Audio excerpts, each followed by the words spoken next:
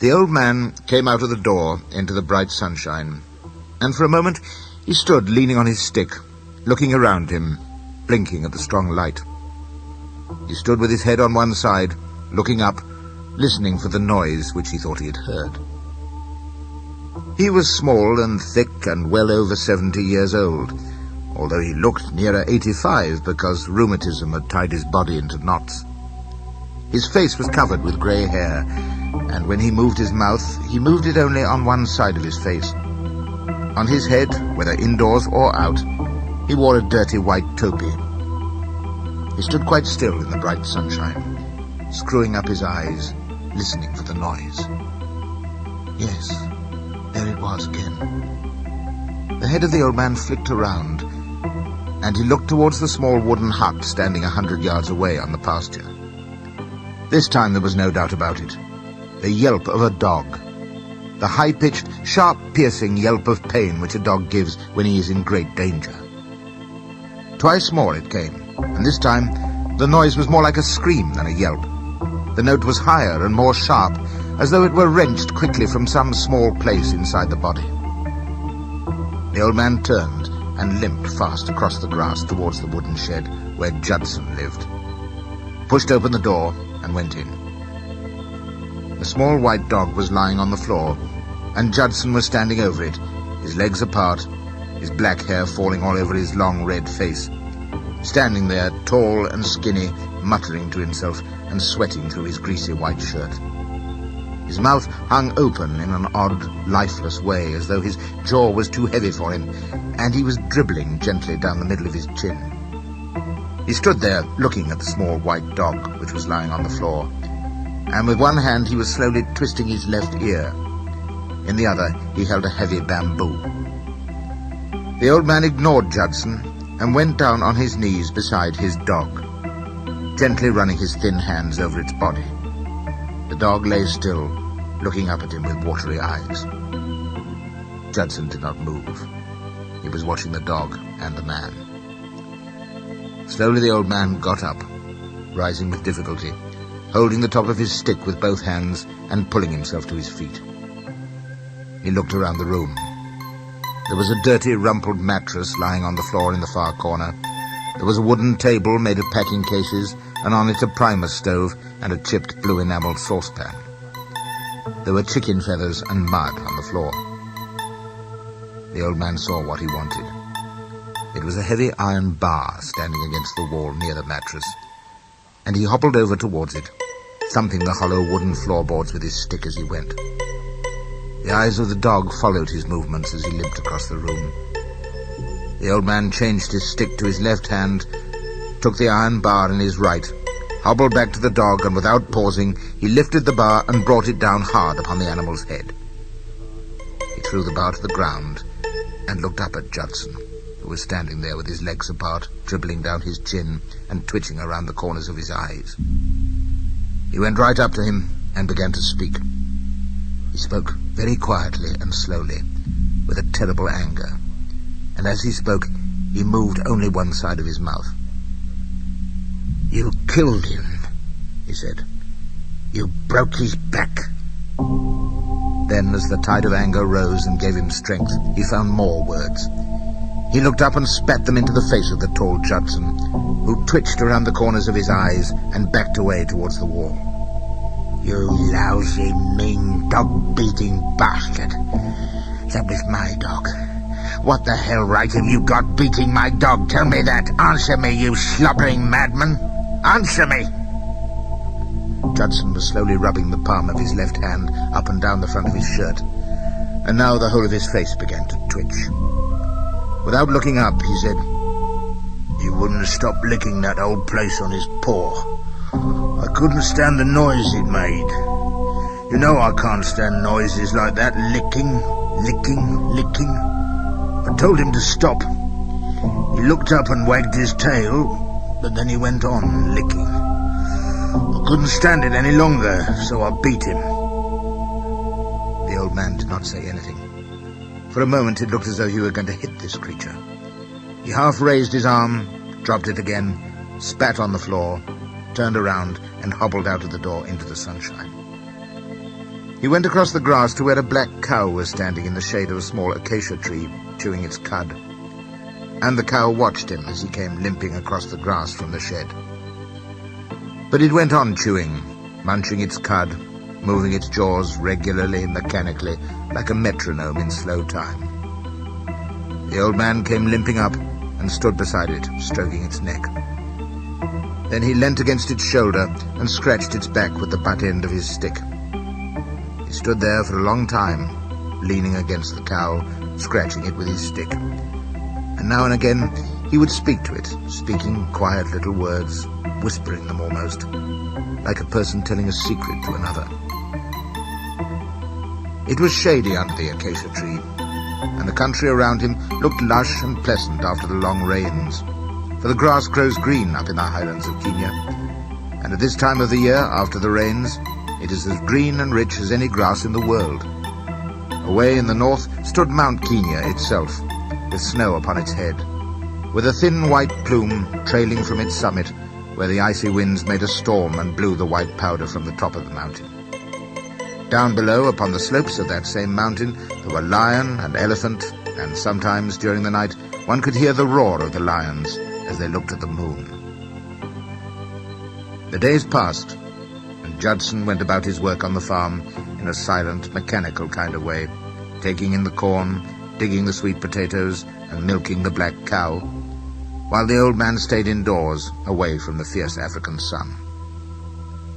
Only in the late afternoon, when the air began to get cool and sharp, did he hobble outside, and always he went over to his black cow and spent an hour with it under the acacia tree. One day when he came out, he found Judson standing beside the cow, regarding it strangely, standing in a peculiar attitude with one foot in front of the other and gently twisting his ear with his right hand. "What is it now?" said the old man as he came limping up. "Cow won't stop chewing," said Judson. "Chewing her cud," said the old man. "Leave her alone." Judson said, "It's the noise. Can't you hear it? Crunchy noise like she's chewing pebbles. Only she isn't. She's chewing grass and spit. Look at her. She goes on and on, crunching, crunching, crunching, and it's just grass and spit. Noise goes right into my head." "Get out," said the old man. "Get out of my sight." At dawn, the old man sat, as he always did, looking out of his window, watching Judson coming across from his hut to milk the cow.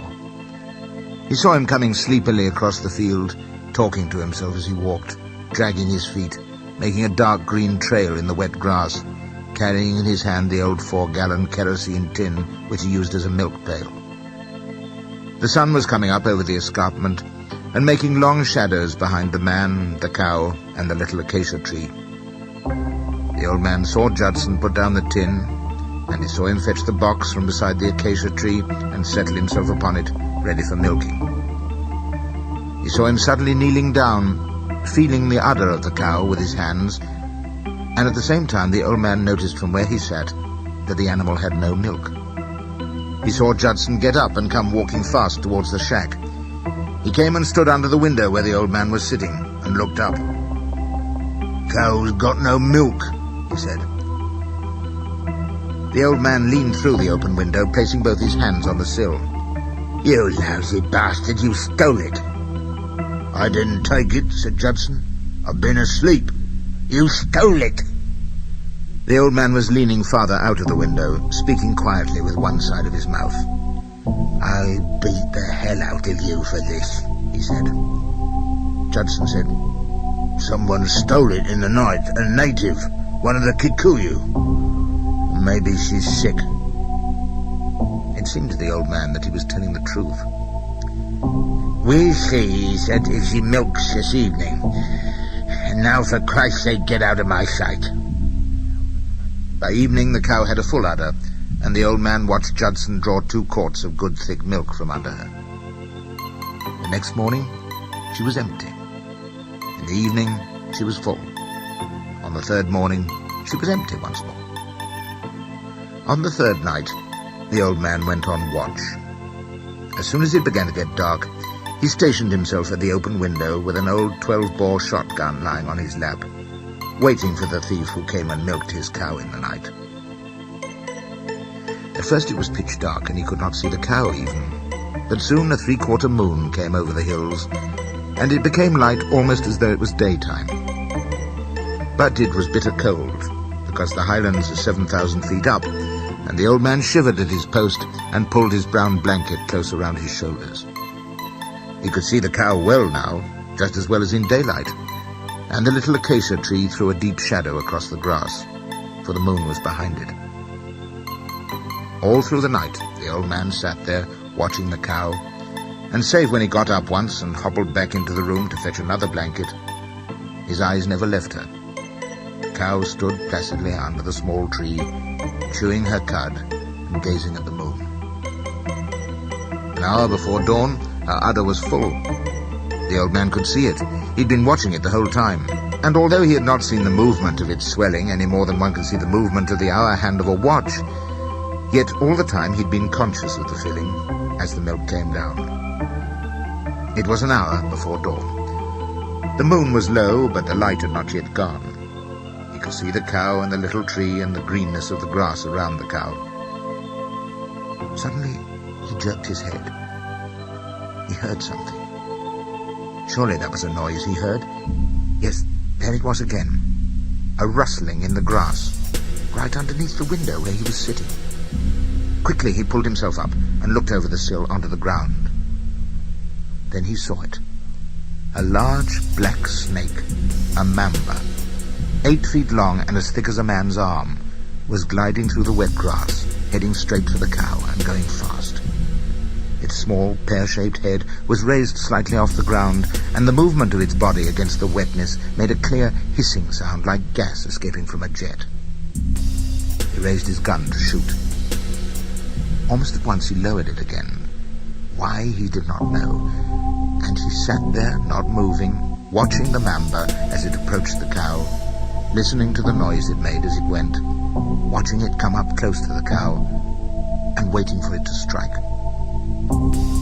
But it did not strike.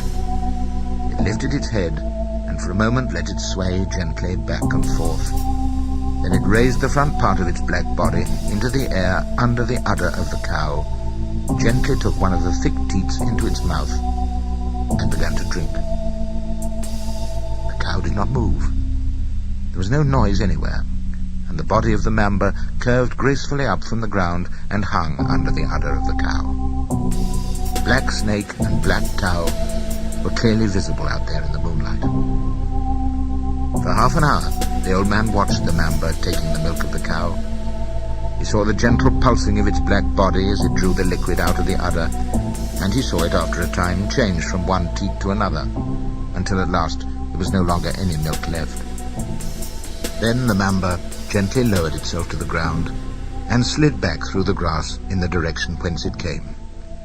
Once more it made a clear hissing noise as it went, and once more it passed underneath the window where the old man sat, leaving a thin, dark trail in the wet grass where it had gone. Then it disappeared behind the shack. Slowly the moon went down behind the ridge of Mount Kenya. Almost at the same time the sun rose up out of the escarpment in the east, and Judson came out of his hut with the 4-gallon kerosene tin in his hand, walking sleepily towards the cow, dragging his feet in the heavy dew as he went. The old man watched him coming and waited. Judson bent down and felt the udder with his hand, and as he did so the old man shouted at him. Judson jumped at the sound of the old man's voice. "It's gone again?" said the old man. Judson said, "Yes, cow's empty." "I think," said the old man slowly, "I think that it was a Kikuyu boy. I was dozing a bit and only woke up as he was making off.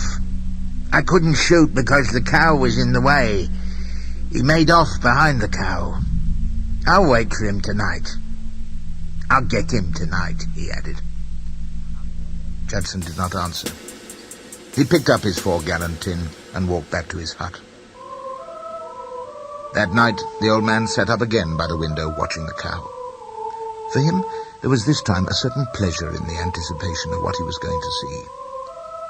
He knew that he would see the mamba again, but he wanted to make quite certain. And so, when the great black snake slid across the grass towards the cow an hour before sunrise, the old man leaned over the windowsill and followed the movements of the mamba as it approached the cow. He saw it wait for a moment under the belly of the animal, letting its head sway slowly backwards and forwards half a dozen times, before finally raising its body from the ground to take the teat of the cow into its mouth. He saw it drink the milk for half an hour until there was none left, and saw it lower its body and slide smoothly back behind the shack whence it came. And while he watched these things, the old man began laughing quietly with one side of his mouth. Then the sun rose up from behind the hills, and Judson came out of his hut with the 4-gallon tin in his hand, but this time he went straight to the window of the shack where the old man was sitting, wrapped up in his blankets. "What happened?" said Judson. The old man looked down at him from his window. "Nothing," he said. "Nothing happened. I dozed off again and the bastard came and took it while I was asleep. Listen, Judson," he added. "We got to catch this boy, otherwise you'll be going short of milk. Not that that would do you any harm, but we got to catch him. I can't shoot because he's too clever. The cow's always in the way. You'll have to get him." "Me? Get him? How?" The old man spoke very slowly. "I think," he said, "I think you must hide beside the cow, right beside the cow. That's the only way you can catch him." Judson was rumpling his hair with his left hand. "Today," continued the old man, "you will dig a shallow trench right beside the cow. If you lie in it and if I cover you over with hay and grass, the thief won't notice you until he's right alongside." "He may have a knife," Judson said. "No, he won't have a knife. You take your stick. That's all you need." Judson said, "Yes, I'll take my stick. When he comes, I'll jump up and beat him with my stick." Then suddenly he seemed to remember something. "What about her chewing?" he said. "Couldn't stand her chewing all night, crunching and crunching spit and grass like it was pebbles. Couldn't stand that all night." He began twisting again at his left ear with his hand. "You do as you're bloody well told," said the old man. That day Judson dug his trench beside the cow, which was to be tethered to the small acacia tree so that she could not wander about the field. Then, as evening came, and as he was preparing to lie down in the trench for the night, the old man came to the door of his shack and said, "No point in doing anything until early morning. They won't come till the cow's full. Come in here and wait. It's warmer than your filthy little hut." Judson had never been invited into the old man's shack before. He followed him in, happy that he would not have to lie all night in the trench. There was a candle burning in the room. It was stuck into the neck of a beer bottle, and the bottle was on the table. "Make some tea," said the old man, pointing to the primus stove standing on the floor. Judson lit the stove and made tea. The two of them sat down on a couple of wooden boxes and began to drink. The old man drank his hot and made loud sucking noises as he drank. Judson kept blowing on his, sipping it cautiously, and watching the old man over the top of his cup. The old man went on sucking away at his tea, until suddenly Judson said, "Stop." He said it quietly, plaintively almost, and as he said it, he began to twitch around the corner of his eyes and around his mouth. "What?" said the old man. Judson said, "That noise, that sucking noise you're making." The old man put down his cup and regarded the other quietly for a few moments. Then he said, "How many dogs you killed in your time, Judson?" There was no answer. I said, "How many? How many dogs?" Judson began picking the tea leaves out of his cup and sticking them on the back of his left hand. The old man was leaning forward on his box. "How many dogs, Judson?" Judson began to hurry with his tea leaves. He jabbed his fingers into his empty cup, picked out a tea leaf, pressed it quickly onto the back of his hand, and quickly went back for another. When there were not many left, and he did not find one immediately, he bent over and peered closely into the cup, trying to find the ones that remained. The back of his hand which held the cup was covered with wet black tea leaves. "Judson!" the old man shouted, and one side of his mouth opened and shut like a pair of tongs. The candle flame flickered and became still again. Then, quietly and very slowly, coaxingly, as someone to a child, "In all your life, how many dogs has it been?" Judson said, "Why should I tell you?" He did not look up. He was picking the tea leaves off the back of his hand one by one and returning them to the cup. "I want to know, Judson." The old man was speaking very gently. "I'm getting keen about this too. Let's talk about it and make some plans for more fun." Judson looked up. A ball of saliva rolled down his chin, hung for a moment in the air, snapped, and fell to the floor. "I only kill 'em because of the noise." "How often have you done it?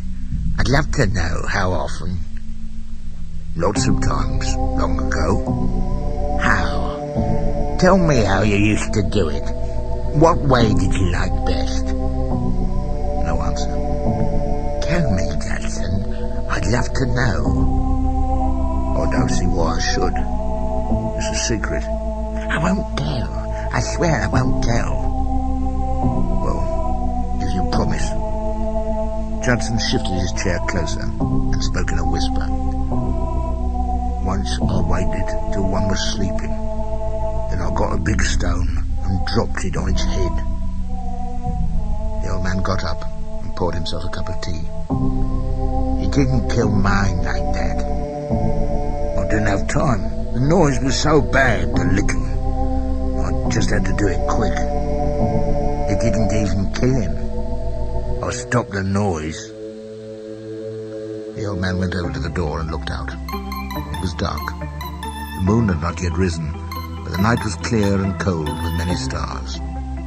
In the east there was a little paleness in the sky, and as he watched, the paleness grew, and it changed from a paleness into a brightness, spreading over the sky so that the light was reflected and held by the small drops of dew upon the grass along the highlands.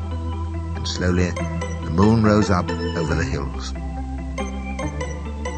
The old man turned and said, "Better get ready. Never know. They might come early tonight." Judson got up, and the two of them went outside. Judson lay down in the shallow trench beside the cow, and the old man covered him over with grass so that only his head peeped out above the ground. "I shall be watching too," he said, "from the window. If I give a shout, jump up and catch him." He hobbled back to the shack, went upstairs, wrapped himself in blankets, and took up his position by the window. It was early still. The moon was nearly full, and it was climbing. It shone upon the snow on the summit of Mount Kenya.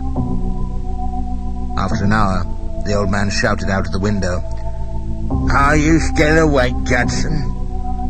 "Yes," he answered. "I'm awake." "Don't go to sleep," said the old man. "Whatever you do, don't go to sleep." "Goes crunching all the time," said Judson. "Good. And I'll shoot you if you get up now," said the old man. "You shoot me?" "I said I'll shoot you if you get up now." A gentle sobbing noise came up from where Judson lay, a strange gasping sound as though a child was trying not to cry, and in the middle of it, Judson's voice, "I've got to move. Please let me move this crunching." "If you get up," said the old man, "I'll shoot you in the belly."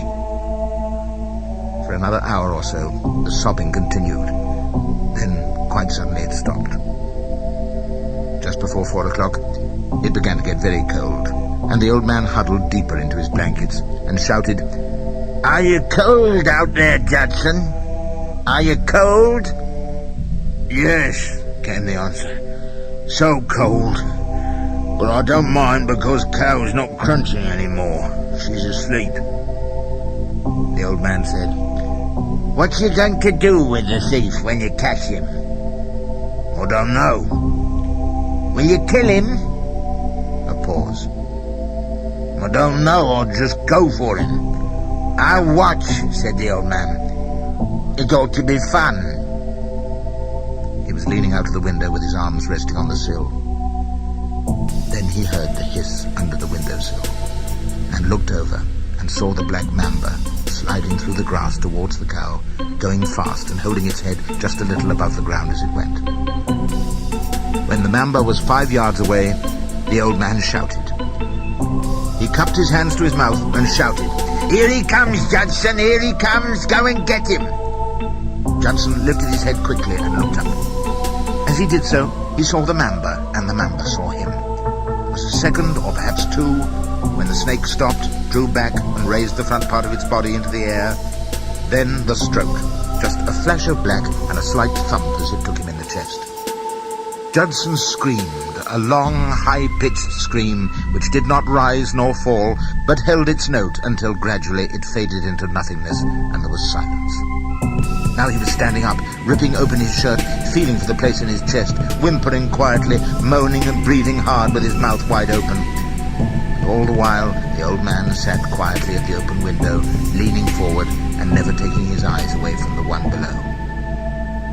Everything comes very quick when one is bitten by a black mamba, and almost at once the poison began to work. It threw him to the ground, where he lay humping his back and rolling around on the grass. He no longer made any noise. It was all very quiet, as though a man of great strength was wrestling with a giant whom one could not see. And it was as though the giant was twisting him and not letting him get up, stretching his arms through the fork of his legs and pushing his knees up under his chin. Then he began pulling up the grass with his hands, and soon after that he lay on his back, kicking gently with his legs. But he didn't last very long. He gave a quick wriggle, humped his back again, turning over as he did it.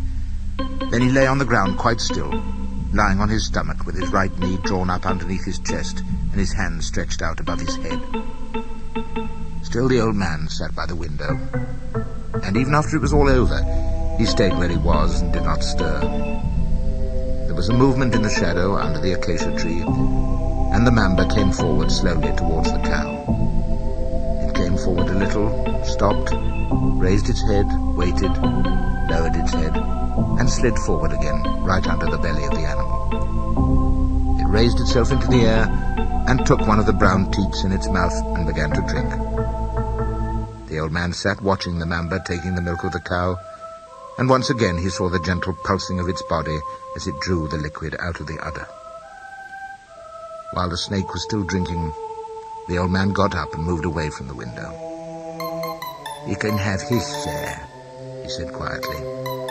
"We don't mind you having his share. His share. His share."